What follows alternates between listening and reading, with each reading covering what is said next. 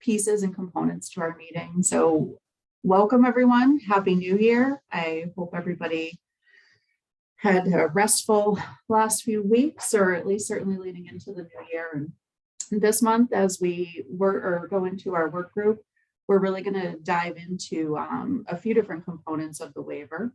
So thank you all for joining. Today, we're going to do a quick update on the survey that was discussed last month. I believe that was a survey to providers and families, really asking for things that were new, creative, different uses and ways of accessing services throughout COVID. We'll just give a quick update on that.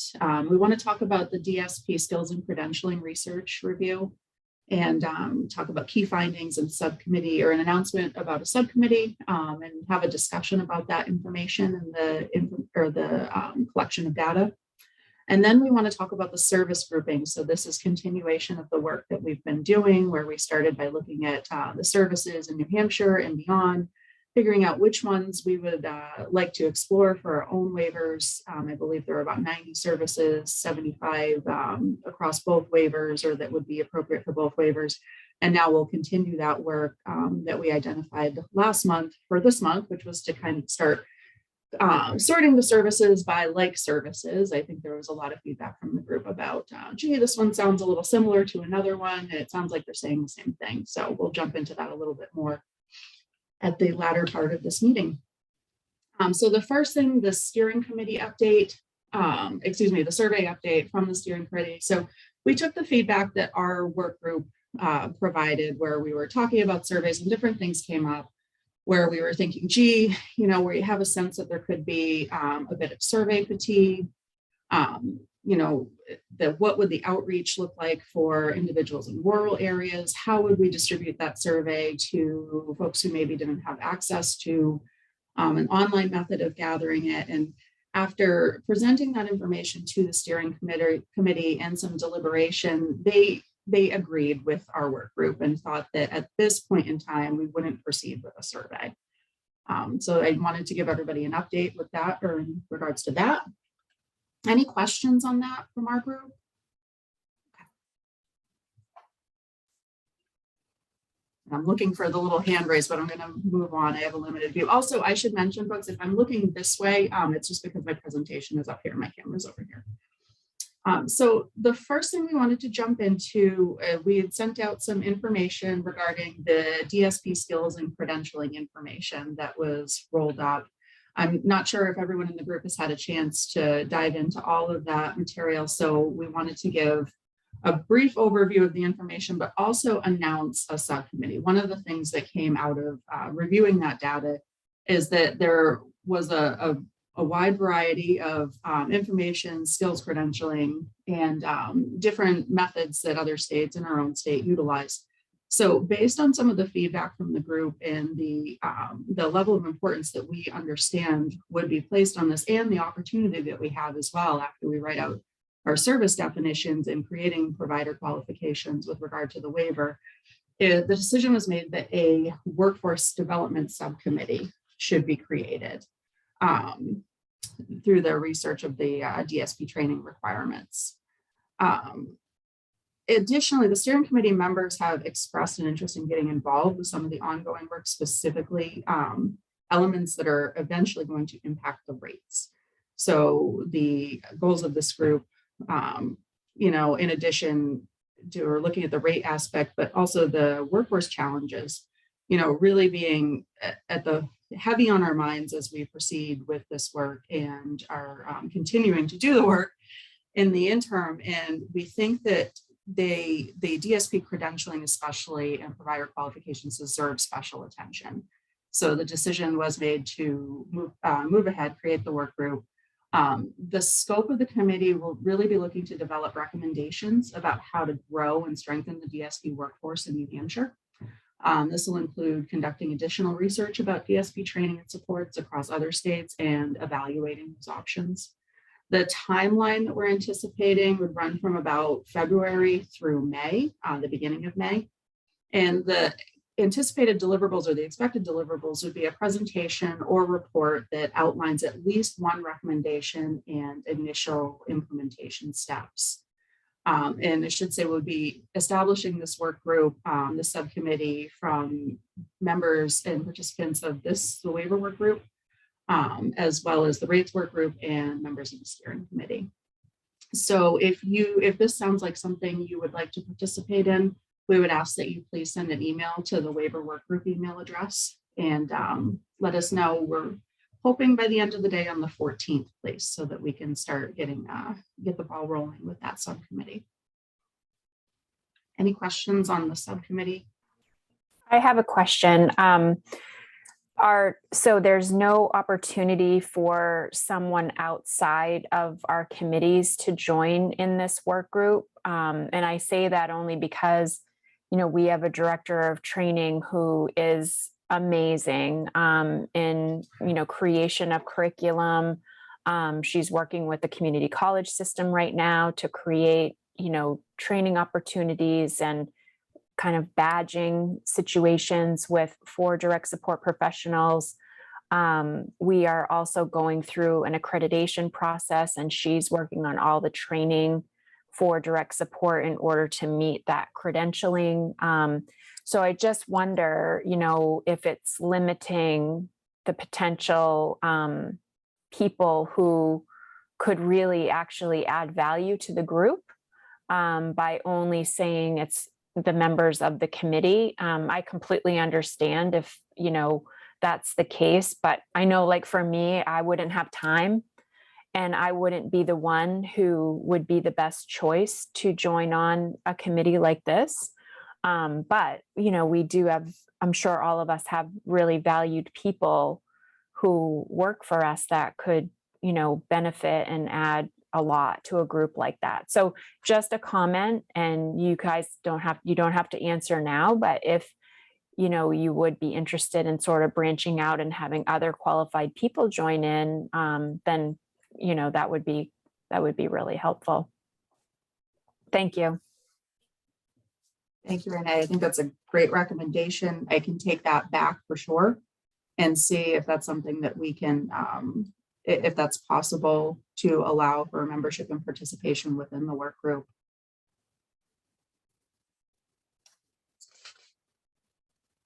Or I should say from outside of the work group. Any other questions on the subcommittee? Okay. So let's look at some of the preliminary research and the key findings. To start, BDS and AMM have worked to begin a national review of DSP training requirements, credentialing structures, and delivery platforms. They've reviewed state DD agency websites, regulations, and provider manuals. They've compiled training information for a sample of 10 states and New Hampshire. They've identified 8 state examples of DSP credentialing, and they've identified which states promote a primary platform for DSP training and summarize the information about common platforms. So that information is summarized here, but it was also included in an email that went out, I believe, last week, or I believe it was the end of last week, with the full presentation, DSP workforce preliminary research. So for training, and I'll go through this, the preliminary research, training requirements they found range from being very prescriptive, maybe requiring specific trainings, to very flexible in establishing a set of competencies or having a few requirements. The most common training requirement across the sample were basic health and safety, fire safety, orientation, and abuse and neglect reporting. Some, but not most, states also require training on service plan development or values-based service delivery. In terms of credentialing, credentialing is implemented with many different structures, is what we learned. Some states use an existing framework like the National Association of Direct Support Providers badge program, and other states develop their own credentialing ladder, such as Kentucky. Most states reviewed focused their credentialing on DSPs serving the DD population. However, Massachusetts implements a credentialing system for the direct service workers across Jessica? health. Oh, yes. Jessica, can I ask you just to back up a little bit, just to kind of ground myself? You mentioned like an email that went out last week and a research. I just feel like you're going very quickly. I process things a little bit slower, maybe. Oh, I'm sorry. That's okay. You said like an email that went out and research. I got an email yesterday with this, and can you tell me like what email you're talking about? And I heard like a research thing. Can you just kind of back up a little bit as you were introducing this slide? Yes. So we sent an email with a deeper dive into this information. It included a PowerPoint presentation, a slide deck really with the key findings. We've summarized it here as an overview for this group to just present some of those initial findings and really introduce the idea that it is a in-depth topic. As we all know, it's heavy on our minds, important as we continue through this work and as we're continuing to deliver services in our service system. And what we've decided is that it would be best to create a subcommittee to really right. So I got that. I'm asking like what what email or research? I think I heard the word like research. Like what are you referring to? Was the title of the email? I'm sorry. That's okay. Alicia, do you recall when we sent that and the title of it? Yep. So, Krista, you're right. This email was sent yesterday. Yes. And Okay. I just wanted to make sure I didn't miss something. So it was sent yet. Okay. Thank you. It's yesterday, and it includes two things. One is a long form report that summarizes information about New York's credentialing journey, and then I got it. That's fine. Okay, cool. Thank you. I just want to mention, it's unfortunate that it didn't come out until yesterday afternoon, because I don't know that the group had the opportunity to actually review it in depth. So just for future reference, if we could get materials way before the day before this meeting, that would be great. Absolutely. Thank you, Michelle. And we apologize for that, definitely. I think our hope definitely was to look at look at the information as well and have a conversation around the key findings, and also, present just based on that it is so substantive, and the research is so deep that we recognize, in addition to that, it could be a meeting in a group in and of itself. And I think that that's the path that led us to determining that a subcommittee would be a really great use of efforts as we are approaching the time frame when we'll start building out provider qualifications within the waiver. So with credentialing, let me see. Oh, okay. So common training platforms, most commonly states do not promote a single platform for training delivery in their states. Of the states that do promote a single platform, the College of Direct Support seems to be the most popular. So these are just some key findings that the preliminary research has showed us. And I think based on that data, the key findings are really showing there's not necessarily a standardized process across all of the states. And it leads us to the question, what do we think it can look like within New Hampshire? What would our recommendation be within New Hampshire? And so please, if anyone would like to join that group, and to Renee's point, I will bring that question back about maybe nominating other members beyond the work groups themselves to participate in that work if they have an area of subject matter expertise, or how we can include that information and knowledge within this work. So based on the preliminary research anyway, and I understand that, we could definitely take it more, this is a lot of data to take in and a lot of information to process for sure. And, bringing us to that conclusion, though, that there isn't a standard process, some of the questions that we asked internally as a result of this. Are there any questions about just this preliminary information? And did any of the information surprise you? You know, did any of these key findings or these key takeaways present an aha moment, or is it on par with what you were thinking we might find as we looked at the credentialing requirements in other states and how that all worked? So Jess, this is Drew. Can I just jump in real quick and just add a little bit of additional context? So yeah, as Jess said, our team, I think it was probably 3 sessions back with this group, we had started this conversation around training, and it's around, as we're thinking about provider quals, is there an opportunity here to just get a better sense of what's happening here in New Hampshire, but then what are other options that might be able to be explored? And as Jess said, right, as we look at this, all Medicaid programs are about this much the same and this much different, right? And so that means that there's not a standard that's in place that we found across the country. What's interesting, I think what's something for this group to kind of be thinking a little bit about is similar to how some states require credentialing or not credentialing, accreditation for service providers. We've started to see a bit of a trend in training that says, we're not going to say that it's one, right? But we're going to put some parameters around so that there aren't so many different trainings that are happening within the state, because we see issues with portability of training for DSPs that's going to impact the workforce, or we see that somebody's trainer might be really good at developing training around rights where somebody else's trainer isn't as good. So they wanted to start to put some of those parameters in place.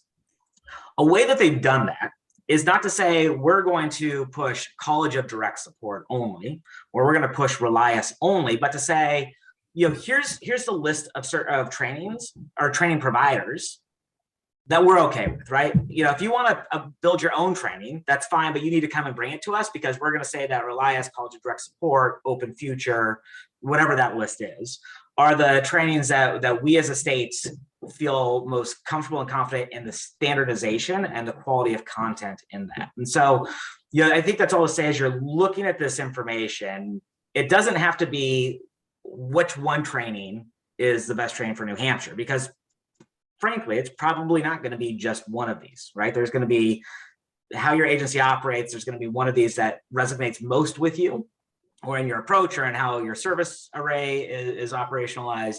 And so I just want to throw that out there as an additional option to be considering, is it picking one, but is there a good way to kind of build some standardization while still allowing flexibility in how we're thinking about provider qualifications? Related to that on credentialing. So I will just in full transparency, I am a huge fan of DSP credentialing. I've done a lot of work with NADSP on the subject. I think it's extremely exciting that the state has raised the hand and said, this is the perfect time for us to identify if we can make this work in New Hampshire as a tool to address workforce issues. So I think it's an amazing opportunity that most states are talking around, but not willing to really take this step on. Training and credentialing go very hand in hand, right? I mean, typically the credential is the verification that the training has worked and you can apply it. And so that's why we thought it was really important to be looking at these together of, what is the training mechanism to make sure that DSPs are getting the right access to the right information to go and do their job. And then the credentialing is really that verification. Now, the other piece that Alicia was talking about is that credential has a very good opportunity to interface with rates. And how do we start to pay DSPs on that career ladder process? And so it's a very, very exciting, but very new concept around actually building that into the rate schedule. And so I think there's a big opportunity here, but just kind of contextually, that's why we're thinking about these together, is how do we, from a waiver perspective, manage training, and how do we make sure that we all feel most confident in the training criteria that's being used. But then because of that direct interface into the DSP credentialing structure, what does that transition look like? How do we build the best opportunity for the most DSPs to be able to become credentialed? Because that will have such a direct step into then the rate development. So Jess, I think everything that you had said, just wanted to kind of throw out some context of how we had approached the research as well, but also happy to answer questions if folks have them. Thank you, Drew. Yeah. So I just wanted to put this out there, sort of the elephant in the room. I am all about DSP training and credentialing and professionalizing the role of DSPs to help people feel more valued and make it a career choice. However, I'm also very much aware and enmeshed in the issue of we have no DSPs. So I don't want to put the cart before the horse and spend a whole bunch of time talking about credentialing DSPs when we don't have the DSPs to credential. So I'm just putting that out there sort of as a devil's advocate to say that we need to look at how we get the workforce first. That's more of a priority from my perspective, and I know perspective of other vendors. We simply don't have the DSPs. So spending a whole bunch of time credentialing the ones we have. Again, I'm not saying that credentialing is not a good thing or training is not a good thing, but the issue of workforce shortage is primary for everyone, I would think. So just putting that out there. No, you're exactly right. It's not falling on deaf ears. It's recruitment and retention. It's not recruitment or retention, right? And so I think that's the approach here is when we build the rates, right? So the new rate schedule will be based off of DSP wages and employee related expenses to hopefully open that door to recruiting more DSPs through wage components, right? And through what you're able to offer within benefits. That's getting people in the door. And then this is really meant once they're there, what levers do we have to try to keep them there so that it's not this continuous churn? So you're exactly right? I mean, we can't focus only on credentialing those who are there. We need to be figuring out ways to get new folks in the door as well. And so this is, so we have it on the process because it's going to be a big policy load to get this credentialing structure built into place. But on the other pathway of this is that rate work to really start to address making sure that we've got good DSP wages to better recruit workers as well. I agree, Drew. And I think, Michelle, to your point, as we think about opportunities we have, and maybe this is, information we can ask the subcommittee as well to review as they're going in, at what point can we start introducing this career track if that's the direction we go in? How do we work within our college systems, our high school systems, and really start showing that this has been created as a career track that we want to, young individuals who are looking and thinking, what does my career look like? What is my next step? How do we introduce them to these options? So hopefully that's some context that the subcommittee can also consider as they're going through all of this data.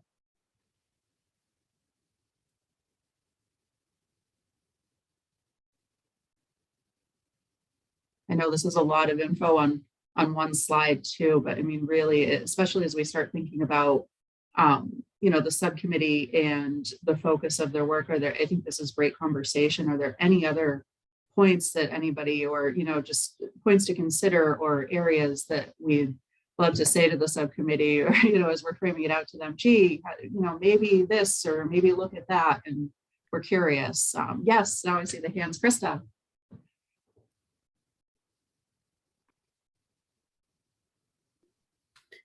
So I recognize that there's, obviously I recognize the DSP shortage.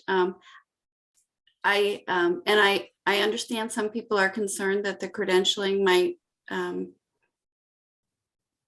add an additional barrier. I have heard that as a family member, I feel like credentialing would improve the quality of services. And I think that actually would attract more people to want to be a DSP because it would add a recognition of the value of the services that they provide. So for me as a family member, and I think in talking with people that receive the services, I think that they agree. So just from the family member perspective, I wanted to share that. Thank you, Krista. Renee. Yeah, I completely agree. I think that professionalizing the role is something that has been really needed for a long time. And, credentialing will help with that for sure. The only other point that I wanted to make was that in looking at systems, whether it's Relias or the College of Direct Support or whatever is being looked at, I hope that it is taken into consideration that many vendors right now are using Relias, and it is interchangeable between vendors. So if if someone has training with me on Relias, they can go work for Michelle, and those trainings do kind of go follow them so that they can still utilize the same training platform. And then I would just hope that whatever is looked at is something that vendors can afford, because we already are, paying Relias, and it costs, but it's not over the top. And most, even small vendors, can choose that option and utilize that. And it doesn't completely break the bank. So unless there's funding attached to changing to a different training platform, I would be, kind of worried about that piece, because training is not something that's funded in individual budgets. It's something that, we provide because it's important, and we need people to be trained to work with the individuals that we support. So I would just make sure, in your looking at all of the platforms, that the cost for the vendor is considered. The other thing that's cool about Relias is it does offer that flexibility. You can build trainings and have them put into Relias, which then gives you that flexibility as an individual vendor in creating trainings that are applicable to you as a vendor. And so, again, we've had a lot of luck with Relias. It tracks trainings. It does a lot of things. I think that we found, that it can do a lot more than we thought. But, just a few points. I definitely agree with the credentialing, and just looking at the cost affiliated with whatever training track you choose is important. Thank you, Renee. So I think that's a really important point, and these are all important, I think, to pass on to the subcommittee as well. And we talked about portability certainly across waivers. And to your point, Renee, I think portability between providers is something we'd love to hear about, and what the options are in portability amongst families to create and tailor the trainings and the additional trainings that they might require. And definitely where this intersects with the rate work group in terms of ensuring that the cost is accounted for when building out those rates. What I also heard was, a way that's within that system to manage and track trainings and credentialing, and who might be due for what, who has achieved what, and how that might interface with things like, let's say an HR system, if we were to look at that from a career track standpoint. Great points. Krista. I know, excuse me. I know that the group that is formed will look more at the curriculum and the training, but just to share, I really would like to see, in terms of the training, I really would like to see like a hybrid model, not just something like Relias where the training is, most of it's done online, but some actual hands-on training.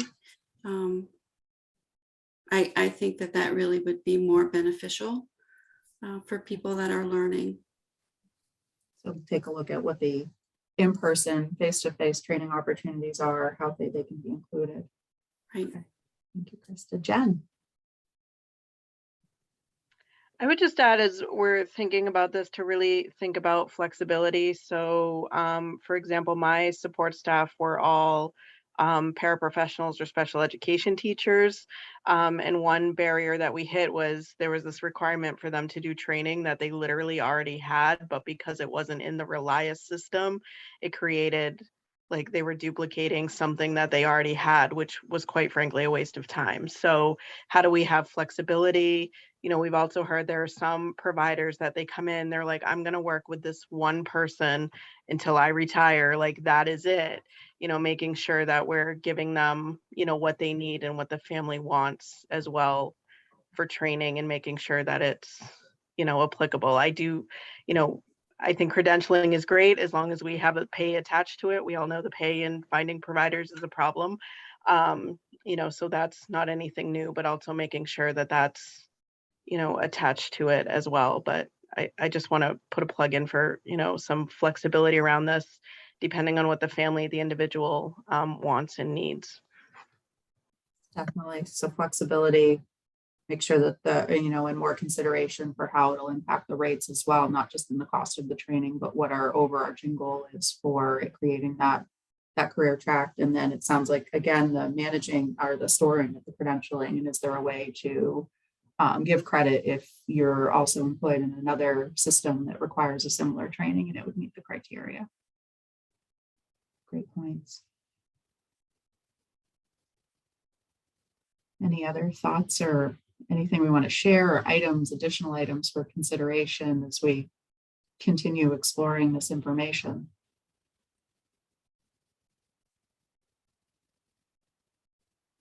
Okay.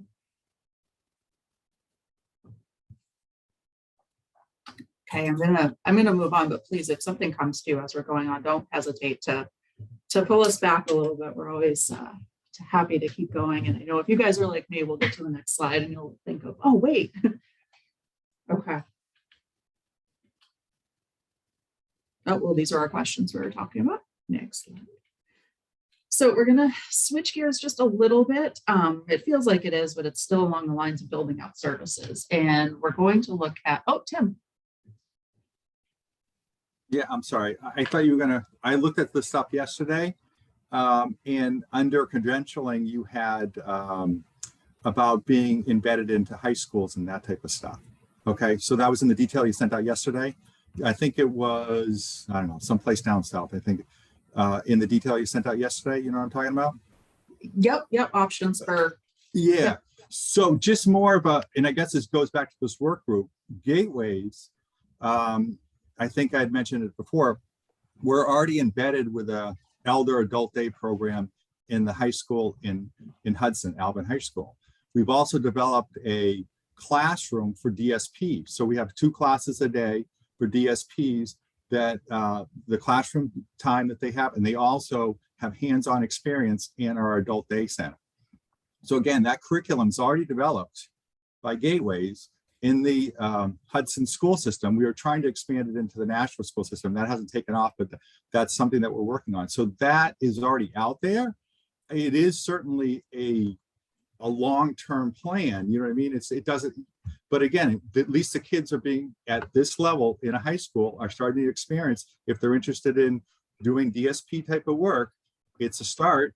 You know, it's going to take a long time to develop, but at least we've created the curriculum within a high school setting, and we're trying to expand that. So again, I would encourage the workforce group to, you know, engage with Gateways. I'm not certainly the best representative to do that, but at least do a presentation of what we're currently doing. So we have started that pilot. If we can expand upon that across the state, similar to something that we've developed with Project Search. I think a lot of people knew that.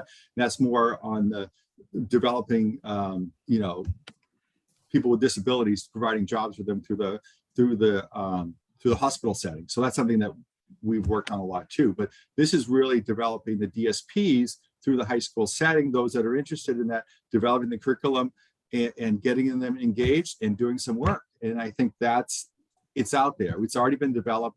I know just, you know, with Renee in Easter Seals has a lot of elder programs out there and provides a lot of elder services. So between the, you know, there's a lot of expertise. And again, I know I'm dealing more with the elder side, but certainly it's out there and we have the boots on the ground. If people want to, I guess I would encourage the work group to get more information from Gateways related to that.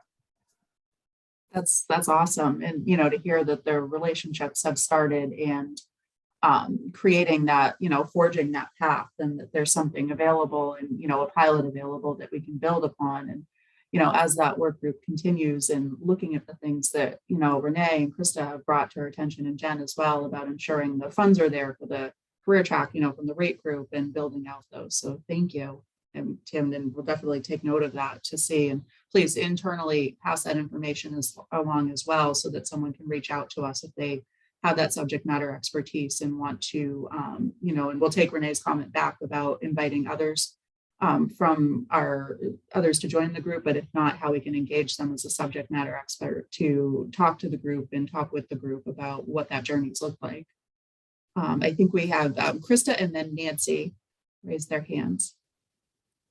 So building off of what other people have said, I'm wondering if there's a way to build into the certification or credentialing some specialty certifications, like around pediatrics or elderly and dementia care, complex medical needs, mental health, behavioral needs, or deafblind and other things, so that people who have a specialty interest would be able to be recognized for that.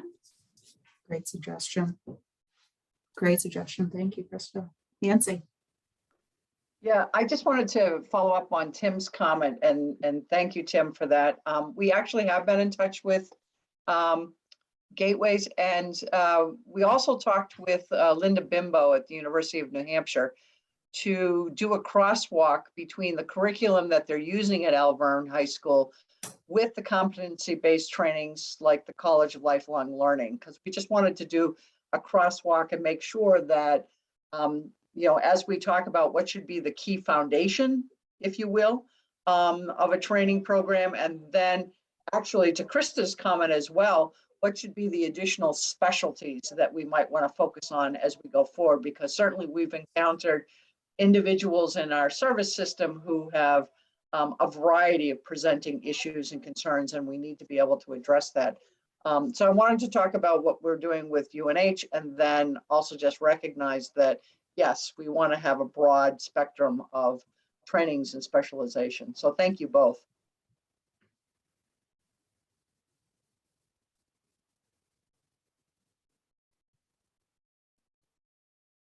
Thank you. Anybody other thoughts or additions? I mean, I don't want to move us along if we're still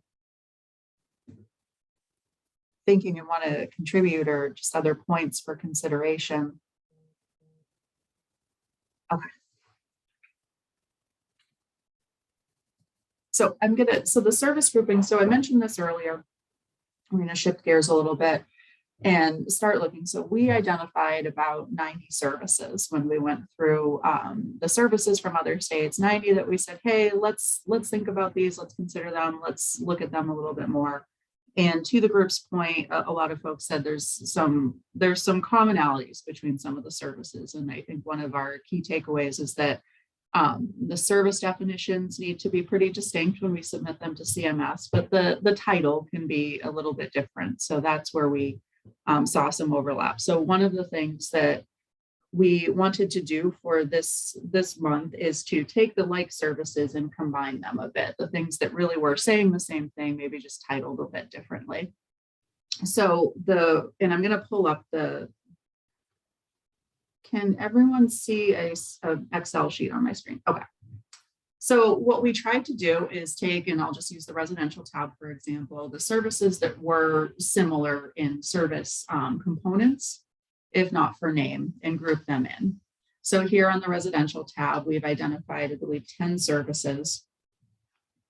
We've listed out the primary components, maybe some of the sub-services that might have gone into that service grouping, and listed them here for everyone's consideration.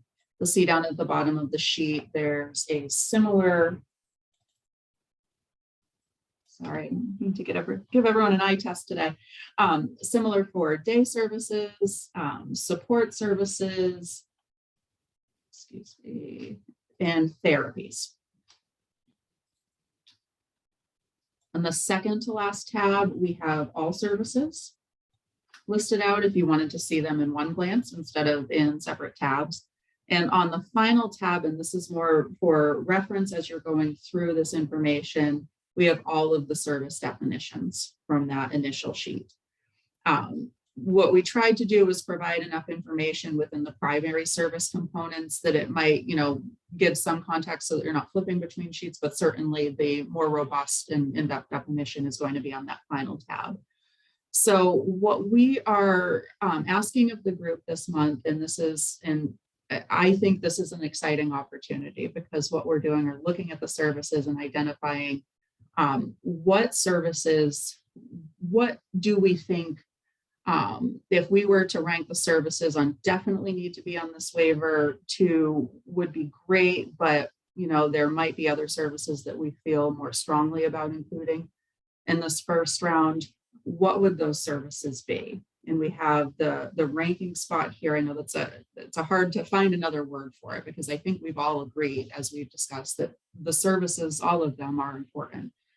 But as we move forward, I believe last month the group said maybe 15, 20 services seems, like a reasonable goal to shoot for in the waiver, when we're keeping in mind things like cost neutrality, for example. And I know we haven't jumped into that too much as a group, but essentially what we submit to CMS, we also have to demonstrate that the overall cost of those services provided in the community don't exceed the cost of the services that would otherwise be provided within an institutional setting.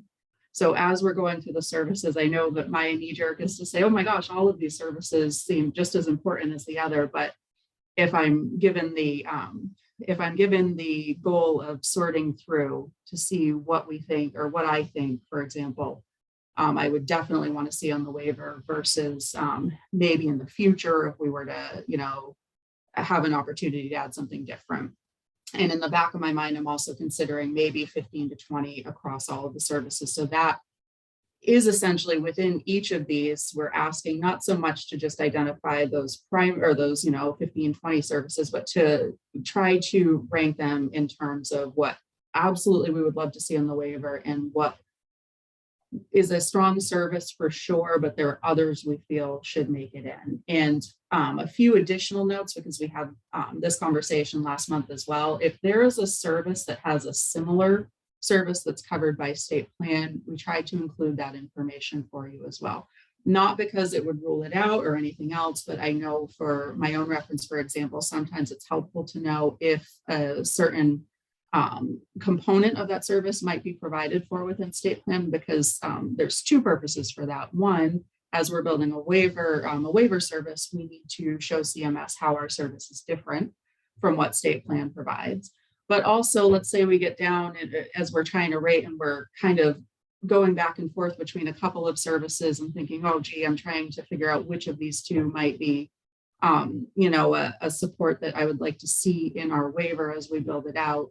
That sometimes might help us to, have to make that decision, that tough decision about which would we might rank, in a certain way. So this is it's a lot of information. It's definitely a large assignment, but it's an important one, because this is really where we have that opportunity as a group to start looking at the services, figure out what our recommendations are for those services to be included on the waivers. What we'd also say too is I know as we're looking, and other activities have asked, gee, do you think this is something that we would like to see in a supports waiver or a comprehensive waiver, or both? If you have a strong feeling about whether a service would be most appropriate on one waiver or the other, or both, please go ahead and utilize the notes column. Just because of the task itself, we wanted to just first look at the services before looking at separate waivers. But I know, and there have been opinions and thoughts expressed previously too about what might be most appropriate. So please, we want to capture that info as well. In terms of the setup of the work, yes, Tim. Okay, maybe I'm jumping ahead. But let me ask the question, and maybe you're going to say I'm going to answer that next. So just staying on this page, the day services, are you asking in your instructions to rate these things. So I'm going to go to adult day health, job development, and community-based day supports, all the way down the list. And we're going to say, okay, the first one I'm going to rank is the most important is community-based day supports. So I'm going to put a 1 there, and then job development's 2, and then community integration 3, and adult day health 4. Is that what you're asking? I'm just. Yes, Alicia, I believe that is how we had envisioned being able And to. let me go a little. So that's within the day services. Rank them, and I'm going to say there's 10 items here because I don't know going down, but there's 10 items. So rank them. The most important being 1. Okay, now you're in the residential. So you got 1, 2, 3, 4, 5, 6, 7, 8, 9, 10, I believe. So you want us to rank them 1 to 10. The most important being 1, and the least important being 10. Yes, if that's how you're looking at it, or, you know, in terms of what you definitely want. I know it's hard to say the most important versus the least important, but I think we all feel like all of You these want us to services. rank them. No, but you want us to rank them as, and then on the note side, okay, in the residential, a lot of these are going to be comprehensive opposed to support, but I'll use that. So most of them in the notes, well, definitely this has to be comprehensive, or if it's more of a shared living, could be, or living companion could be, you know, support services, depending on if it's more consumer directed services opposed to a group home residential services. Is that fair? So I'm going to back up. By category, rank these: residential 1 through 10, day services 1 through 15, supported services 1 through whatever, and therapies 1 through whatever. Each group is separate, ranking 1 through whatever. Yes? Yes, please. Okay, sounds good. Okay.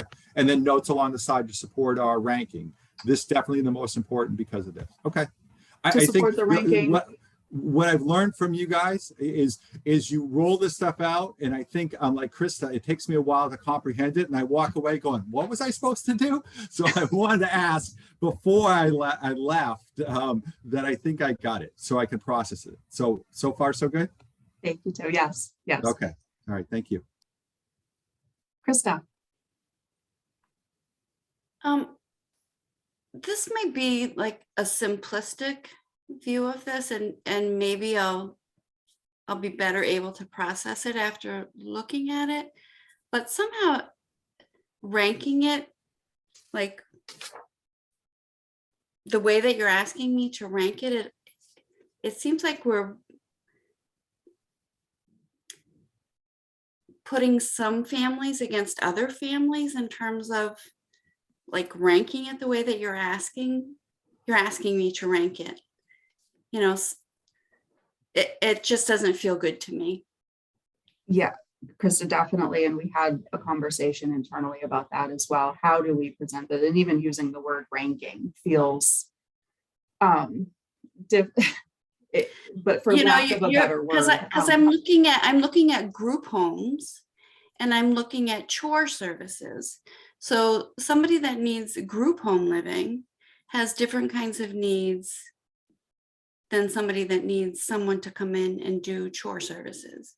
So you're asking me to decide which of those should be ranked higher in terms of needing to be included on a 1 to 15, and that just doesn't feel good to me. So I just, that's my initial response to this assignment.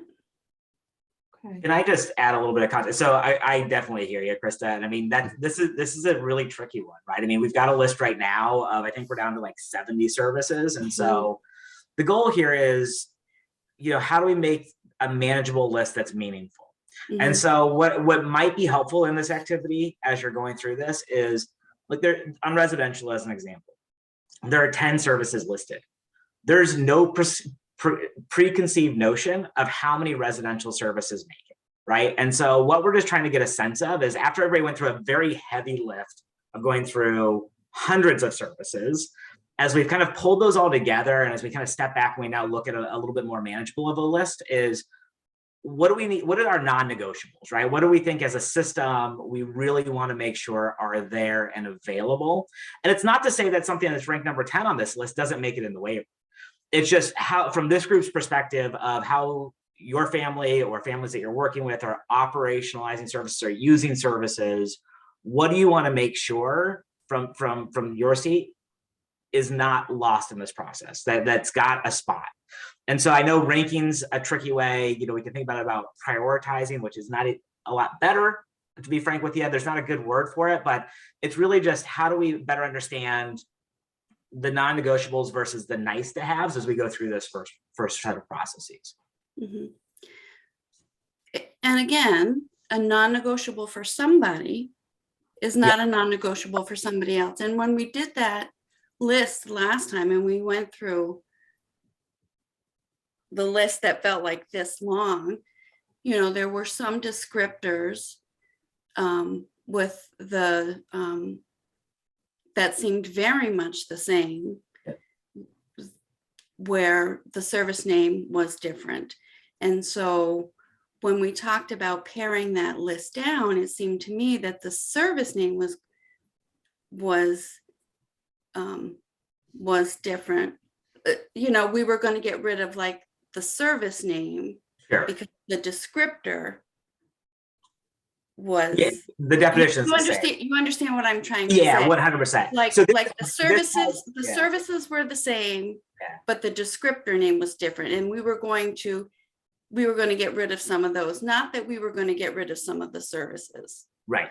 So that's in here too, right? So what we did is we looked through all of the services, and you can see on the all services everything that the group had picked that was of interest. And so that exact issue that you raised is there, right? Connecticut calls it one thing, Maryland calls it, it's the same service when you boil down the definition, just different names. So we rolled that up to get to a little bit more manageable of a list of, let's make sure we're not losing the intent of the service. And if it's a like service, we'll roll it into a similar service, right? So we just start to get that same service, just less noise, quote unquote, from having similar services with different names. So that's here too. So you'll see that in this list, and what we put in each of the tabs, you can see in this kind of column B, that sub-services, those are all the services that we would have rolled in. So as you guys are looking at this, none of the services that you identified got lost in the process. We just showed which service we mapped it to. So you can see that there's that kind of like service still being captured there, that similar name. But yeah, I get your point. This is a very tricky activity to do, and I don't want to downplay that by any means. And so, it's going to be challenging, but hopefully what it gets us is, again, just understanding from the group's perspective of, what are those non-negotiable services? Again, understand that this group does not represent the entirety of 5,500 people accessing waiver services in the state of New Hampshire. But from this group's work of how do we start to kind of put our arms around that and see, are we thinking about service definitions for 70 services, or is it really that the group thinks that it's 20 key services? That's kind of the intent of this activity. It's not, there are no caps on how many services there can be. And so as you go through this, I think we've got that in mind as well. So you just said you just said there's no caps on how many services there can be. There isn't, right? This isn't a preconceived. And you asked us, okay. Okay, I think I've made my point. Tim. Okay, well, I think this is just in response to what Chris said, and maybe just trying to make, help her out in this point. Would it be more beneficial, and let's just stay with day services, if we ranked them between supported and comprehensive, and then start ranking them that way?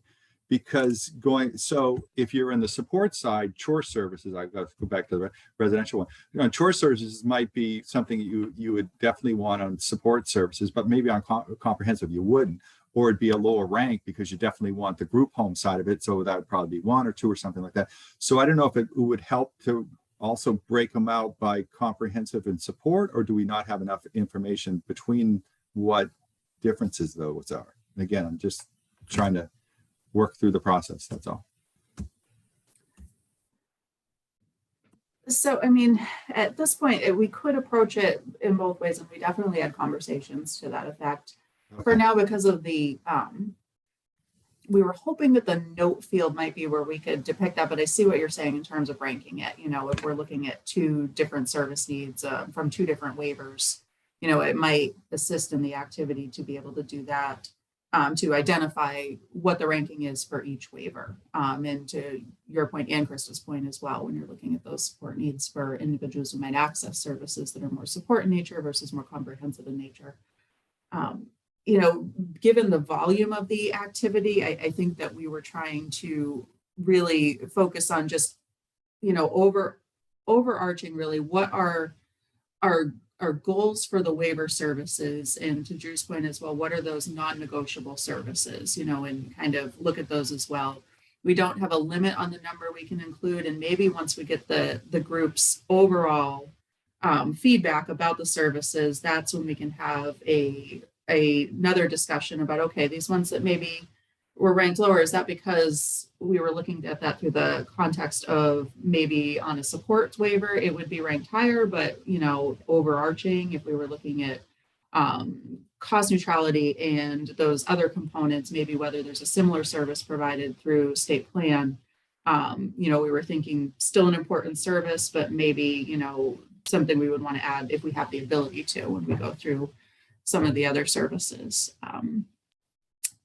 Drew, do you have a?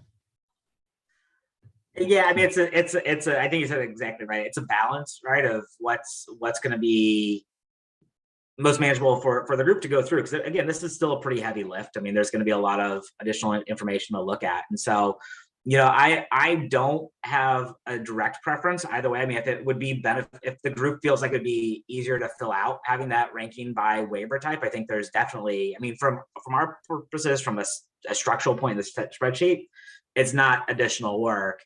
It was just, how do we make this as manageable for the group to go through the exercise? So if that would make it easier, then I think it's definitely worth considering and making the modifications to the spreadsheet to make it more approachable for the group.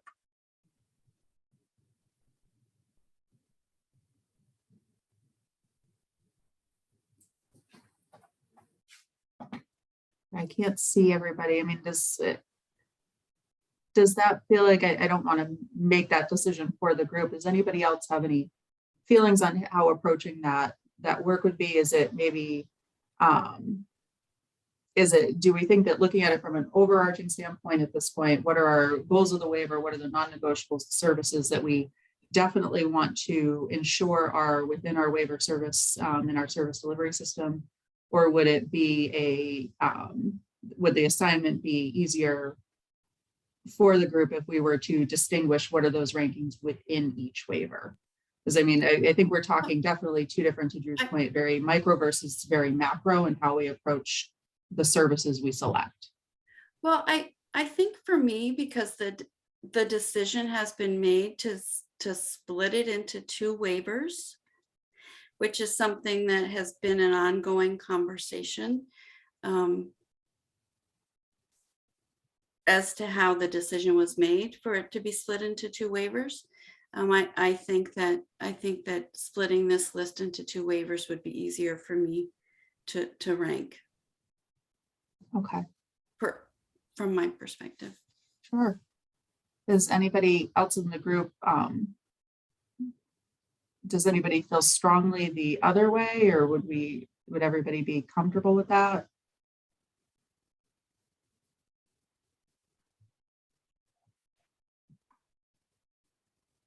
Renee.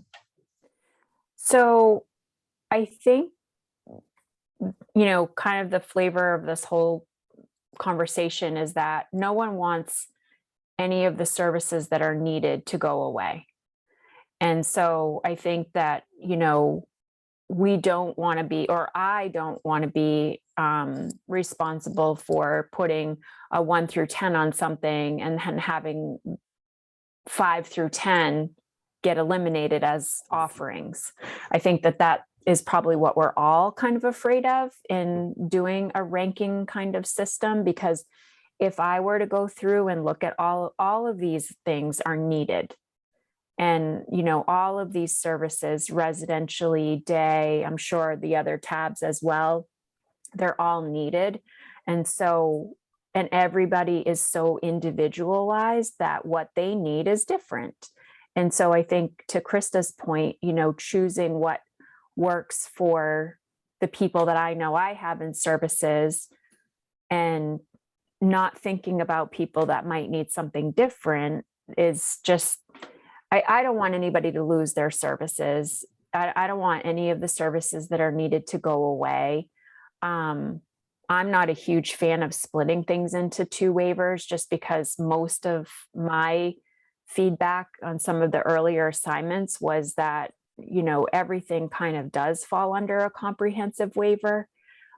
So because you need job development in residential, you need, you know, community-based services in residential. So to me, like, having one waiver would be so much easier. But again, I know that it seems like that decision's already been made. But, you know, flipping between 2 waivers, I hope that that's not going to be difficult. I hope that that's not going to be challenging. You know, if someone moves between waivers, I hope that that's an easy process. But I think, you know, it feels like what we're trying to say here is that no one wants to see services go away because we're ranking something in a certain way. Right, definitely. And that's not the goal. Right now, I think what we're hoping everyone is able to do, and I know it's a huge ask, and I don't want to downplay that, is just from, you know, from the group of individuals we have within this work group to approach this from your individual perspectives as well. As a family member, as an individual, as a provider, if you're joining from an area agency, from, you know, a CFO standpoint, you know, what are those perspectives that would go into it? So we as a group, because the goal is that the culmination of this info that we're collecting is not to eliminate or exclude services. It's really just to look at all of those perspectives across the board to see how they come together and what services we feel are most important. And again, that's a hard word to use, most important to who. And, you know, maybe also considering too, from your own perspectives, what's being used the most currently and why. If something absolutely can't go away, go ahead and put it in the notes. If something, you know, is an important service from your perspective. And right now it's, you know, what we're looking at. And I think the perspective that each of you will bring to this exercise is important. And I started mentioning the roles of the members in this group, you know, where we talk about things that, you know, and it's this when we sound like, you know, state folks, but, you know, when we talk about cost neutrality and we talk about how do we balance that against the overarching goals of our service delivery system, and maybe not, you know, what is, you know, we always want to look person-centered, and that is what we do in New Hampshire and certainly the expectations of CMS.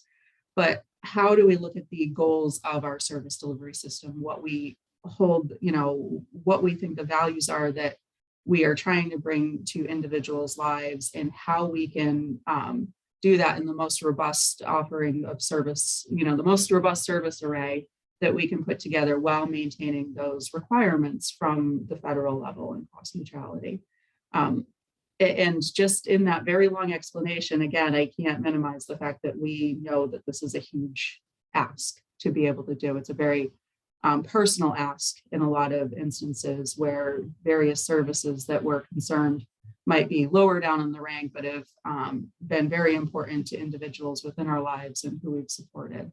But the goal at this point is not to eliminate the services. It's just to give us that large, or that, you know, 30,000 foot view of how do they look? How do, from each of our perspectives, these services look as we're thinking about the future? Michelle. So I'm wondering, you know, listening to what you're saying and what everyone is saying. So right now we have services that are in our waivers. They are services that are provided in New Hampshire. So wouldn't it make sense to just sort of take those out of this exercise with the understanding that none of those is going away, and then just look at the additional services and rank those if we want to add those to our waiver? So rather than saying we're going to take something out of our current waivers, you know, remove current services, why not just look at the services that we don't currently have in our waiver and rank those? That's definitely one approach that we could look at. And I think what I've found in evaluating other states' services and what they've incorporated within their waivers is that we have some pretty awesome opportunities in looking at this, and I don't want to keep talking about the cost neutrality impact, but what that means for something like a support waiver and us being able to explore additional services that might be offered. I mean, things that aren't available right now, those service gaps that we always think, oh my gosh, if we could only provide this one service, this might be the difference from an individual needing to access additional services in a different environment. What do those services look like? Can they be a standalone service? And when we start talking about, and this is where, it all culminates really when we talk about rates, if they're all rolled up within one service, and we definitely, have a group of providers on this group, and certainly the rate committee at some point will be asking of us, if we're trying to establish a sufficient rate to take into account training, credentialing, actual cost of doing services. The more broad that service is, and I'm speaking very anecdotally here because I'm not on that group, but the more broad that service is, the harder the task becomes. I'll say it's a little more gray. So there's just so many components into that, Michelle. And I think that, to your point, you're right. If there are areas that are working, maybe it's not that we're changing them or reducing them, but maybe they're in a distinct service definition instead of rolled into something else. But certainly if you come across something and that's how you're feeling, please share that information within the worksheet and let us know, how you see that service being delivered now. Is it meeting the needs? Is it creating any unmet needs? Are there opportunities beyond even what we're seeing here that if that could be incorporated, it really would make a difference within our service delivery system and for individuals.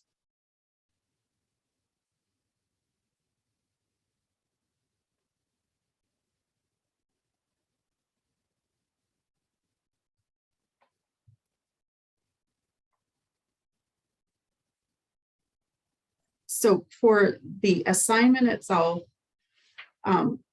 we're hoping to have the information come back to us, I believe, by the 26th, but please reach out if you are feeling like, more time is needed to be spent with the activity and in consideration of the activity. But that will allow us to compile the information so that we can share it with the group. And, next month, we know that in the new, so we've kind of said a couple, two different things. One, this isn't going to eliminate us from exploring services moving forward, but we do think that when we get that information, there will also be some similar information from the responses saying, hey, this right here, definitely. We definitely want to include this, and we have the opportunity to start next month building out some service definitions as well. And let me kind of, oh yes, so we will start drafting some service definitions based on that. And again, that's not that the results of this information are going to define and determine what those services are, but we feel pretty confident that there are going to be some services that most everyone feels strongly should be included, and we can start preparing for recommendations around those services. So what we are going to do and the work that we're going to start next month is going to be to look at the residential services and the services that we might be able to start live drafting some definitions around. We'll look at the existing service definition within that category. Michelle, to your point, what does it say right now? Where can we maybe tailor this definition based on the services that we've selected and ranked within this current activity? And we want to prep and discuss those service definitions. So what we wanted to show you here, and of course these slides will all be posted to review. When we're creating a waiver, this is essentially what we are filling in, and this is how we present the information. As a lot of you are familiar with, if you've seen the waiver itself, the PDF document. So we would be listing the service type. And again, there will be a existing definition here for us to build from, tailor, work off of, scrap it completely and do our own, whatever we decide is the best way to move forward. So the service type, any alternative service titles, the definition itself. And now these are the key components that we have to demonstrate to CMS when we're proposing a service for their review and consideration. What is it meant to accomplish? What levels of service will be offered? How or where will the service be provided? Let me try to make this a bit bigger. I see folks leaning in. What special circumstances should be called out? When and how might, for example, we've added in the current waiver, how might an acute care hospital be included? And we would have to list that information out very distinctly for CMS typically. What is the goal? How does it speak towards the overarching goal of home and community-based services? Are there any exclusions? Are there any limits on the amount, frequency, or duration? And, of course, we might initially say, gee, no, we don't want any limits. But as we go through some of the other activities, we might have data sent back to us saying, hey, we've tried to look at the cost neutrality of this. And if we want to include the service, here are some parameters that might have to be included. So keeping in mind some of that information now, even if at the onset, we're not prepared to put a limit in, maybe in the back of your mind as we move forward with this work, thinking about what that might look like, what does it currently look like, and how we would approach that in terms of a limit to, it's an option to include the service, but also meet cost neutrality when demonstrating to CMS. Other areas, and this I think will be a familiar conversation, and this is the area of the waiver where we discuss it. Who can the service be provided by? Can a legally responsible person, a legal guardian, or a relative provide these services? There is a distinction between a legally responsible person and a legal guardian. Just as a very quick, and I'm sorry if I get the definition not on spot, but a legally responsible person is typically the parent of a child under 18 or a spouse.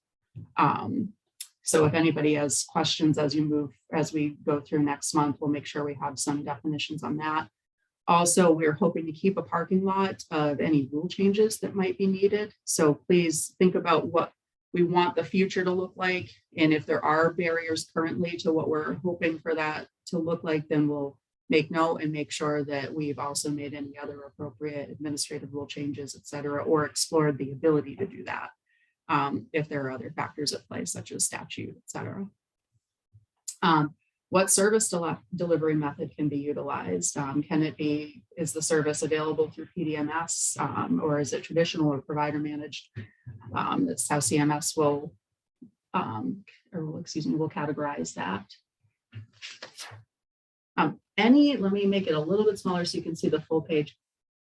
Any questions on this setup? Now, again, this is what we'll be jumping into next month. So just to kind of get everybody thinking as we're going through those services and looking this month, what our goal for next month's meeting, our live meeting, will be. Or anything new or interesting that maybe folks didn't realize was part of the waiver writing process, or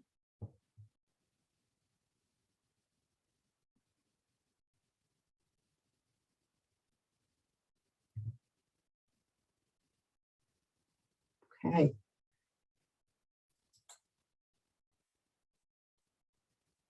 All right. All right, so next steps.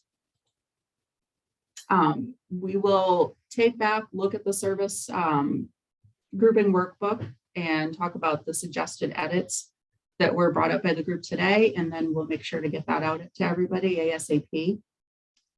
We're asking for it to be please returned by January 26th. But again, if you're feeling like a little more time might be needed, please feel free to send an email to the email address and let us know.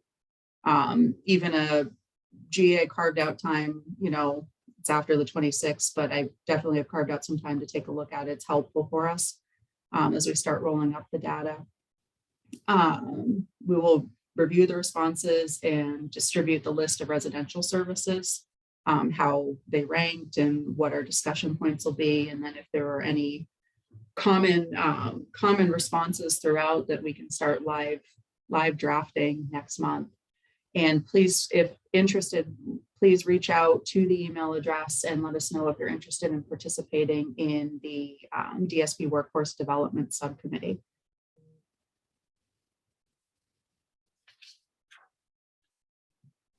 Can I just, while we've got people, just kind of just make a suggestion. I was thinking a lot about, Renee, what you said about your team member building trainings.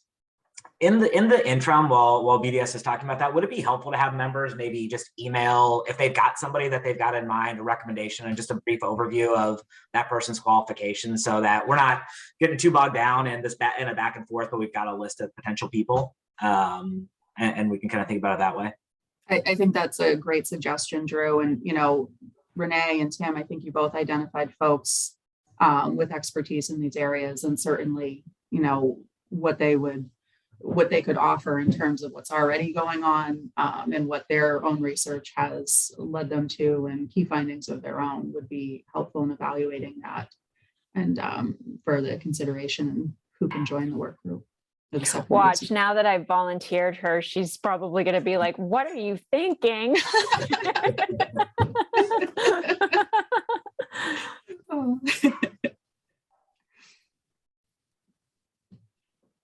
Thank you, Drew. Thank you, Renee. Any other question? Oh, Michelle. So just sort of a procedural question. I'm wondering if there are minutes that are taken of this meeting. I know there's a recording, but is somebody also taking minutes? Because Yes, it would be great if we could get those. So, you know, we get the slides after the meeting, which is great, but it would be nice to have a capture of the conversation, because a lot of good points were brought up, a lot of good comments and questions. So it'd be nice to see that if possible. Thank you, Michelle. The minutes are posted monthly on the BDS systems webpage. I can post the link in the chat here before we leave. There is a slight lag, but they're there after the meeting. Okay, I didn't realize. I'm not muted anymore. I didn't realize they were on the website. I just assumed they would be emailed to the committee members along with the slides. It just would be helpful. Lisa, thank you for sharing. You're trying to pull it up on my other screen, but yes, putting the link in the comments is probably a much better way of moving forward. Yes, they are. And just, I think because of we found that posting them online is a good way to access that quantity of content. Because some feedback we've received before is, gee, you're sending these large documents through email and they can certainly lag something. So having it there and stored so that you can go through each of them, we thought would be really helpful.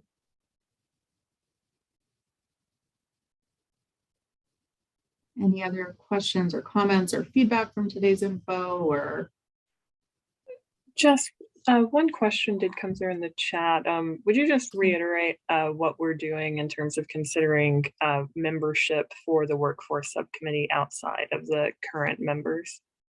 Yes, so please, if you have someone in mind, or you go back and you're talking with folks, and somebody comes to mind, please go ahead and send that same email to us at the Waiver Work Group email address, and give us, you know, just a brief, but maybe not their full resume, but you know, what expertise they have and think or they feel would be really beneficial in joining the subcommittee, and research they've done, work that they're currently working on, similar to what Renee and Tim both brought up earlier in terms of work being done already and currently within their agencies, and their employment, and what they might be able to participate in, or how they might be able to participate as well. And if you yourself are interested, please also send that email and let us know that you would like to be a part of that subcommittee.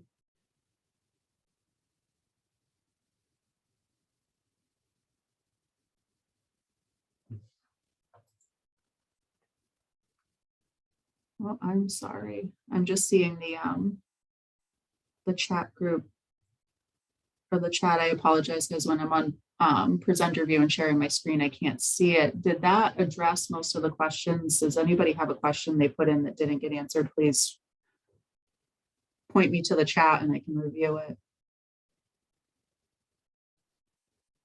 Okay. I think we're all caught up. Okay. I think Sarah's question was the remaining. All right. Well, thank you all for joining us today. We'll get that information sent out to you. I hope you have a great day and enjoy the rest of your month, and we will reconnect next month.